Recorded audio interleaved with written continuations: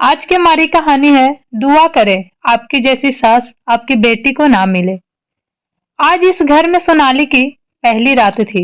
नए नवेली दुल्हन सोनाली सुबह 5 बजे ही उठकर तैयार होकर कमरे से बाहर निकली तो सामने ही सासू माँ दिख गई।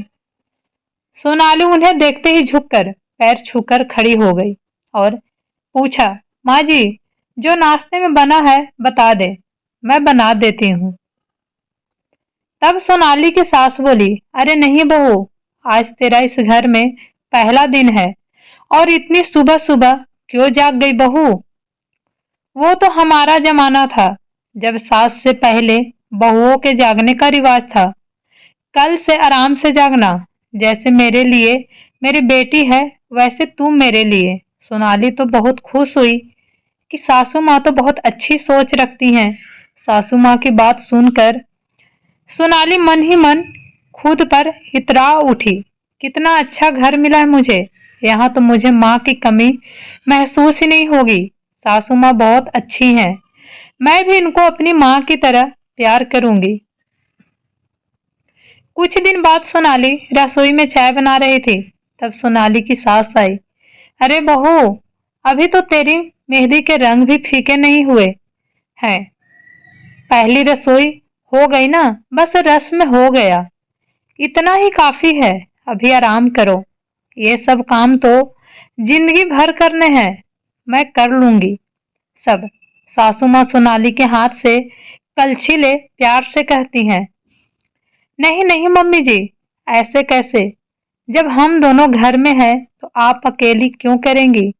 सोनाली असमंजस में पड़ गई। और मम्मी, काम ही कितने हैं घर में, हम 4 लोग तो हैं। सास हंसकर बोली, चल तू बैठ, आज मेरे हाथ के की चाय पीकर देख। सासू माँ उसे रसोई से बाहर जाने के लिए कहती हैं। सोनाली असमंजस में बैठकर आकर पत्रिका उठा उलटने पलटने लगी। तभी दरवाजे पर दस्तक होती है।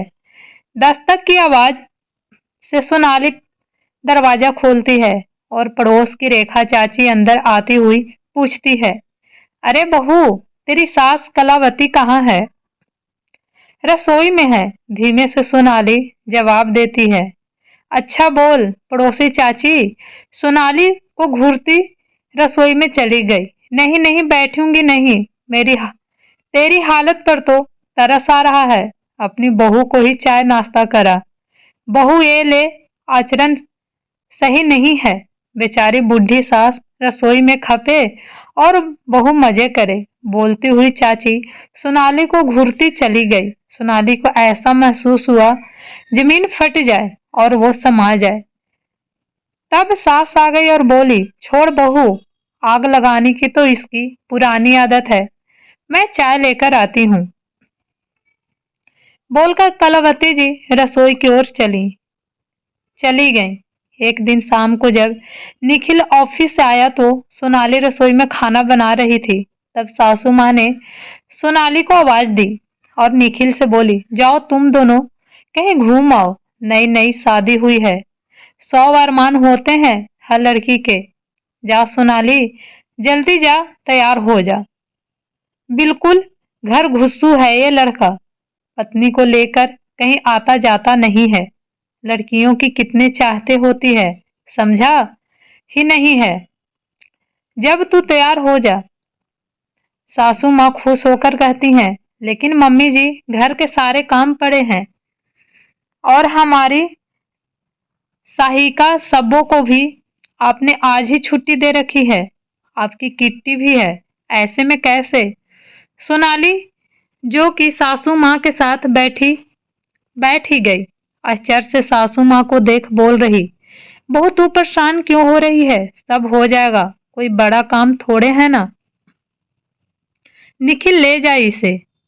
सासू माँ जिद पर सोनाली निखिल के साथ घूमने चली गई। सोनाली बहुत खुश थी कि इतना काम होते हुए भी माँ ने उसको बाहर भेज दिया।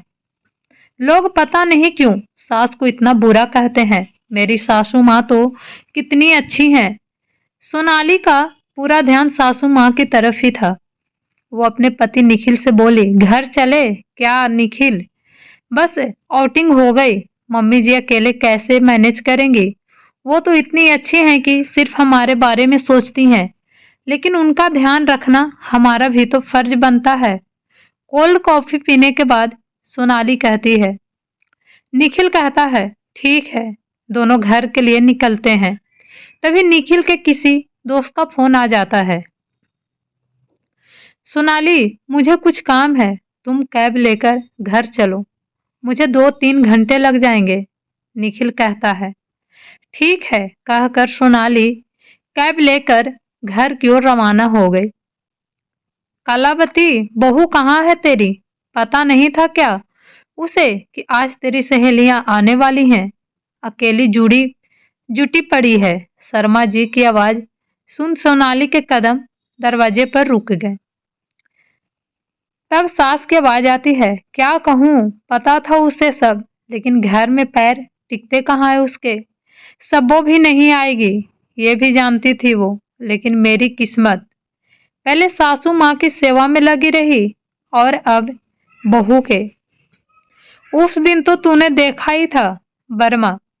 कलावती जी अपने चेहरे पर बेचारगी का भाव लाकर कहती हैं। हाँ, पूरी महारानी है इसकी बहू। उस दिन मैं आई तो कलावती चाय बना रही थी और महारानी मैगजीन पढ़ रही थी। वर्मा कहती है, अरे वो तो किसी काम से मैंने कलावती को फोन किया और कलावती ने आने के लिए कहा, नहीं तो इसकी ऐसी हालत है, कभी खबर ही नहीं होती। वर्मा कहती हैं, कोई क्या कर सकता है, बेटे पर भी तो जादू कर रखा है उसने। निखिल भी जानता था आज तुम लोग आओगी, और पत्नी के कहने पर एक बार भी उसे एहसास नहीं हुआ कि उसकी माँ अकेली कैसे काम करेगी। पत्नी ने हुक्म किया, जोरू का गुलाम चल दिए। मेरी तो किस्मत ही फूटी है। तभी सोनाली आती है और कहती है, बस मम्मी जी बस, मैंने आपका ये दोहरा चेहरा तो देखा ही नहीं था। मैं तो इसी गुमान में थी कि मुझे दूसरी माँ मिल गई है। मैं तो सोचती थी सास तो इतनी अच्छी होती है, फिर क्यों लोग सास को बदनाम करते हैं। लेकिन आपका तो ये रूप देख मुझे समझ आ गया है। मुझे क्या पता था कि आप इतनी बेचारगी दिखाने के लिए स्वीट बन रही हैं। कम से कम अपने बेटे को तो बख्श देती, जिसे आपके इन कर्मों का पता ही नहीं है। शुक्र है कि निखिल को नहीं जाना था, निखिल को कहीं जाना था और मैं अकेली आई।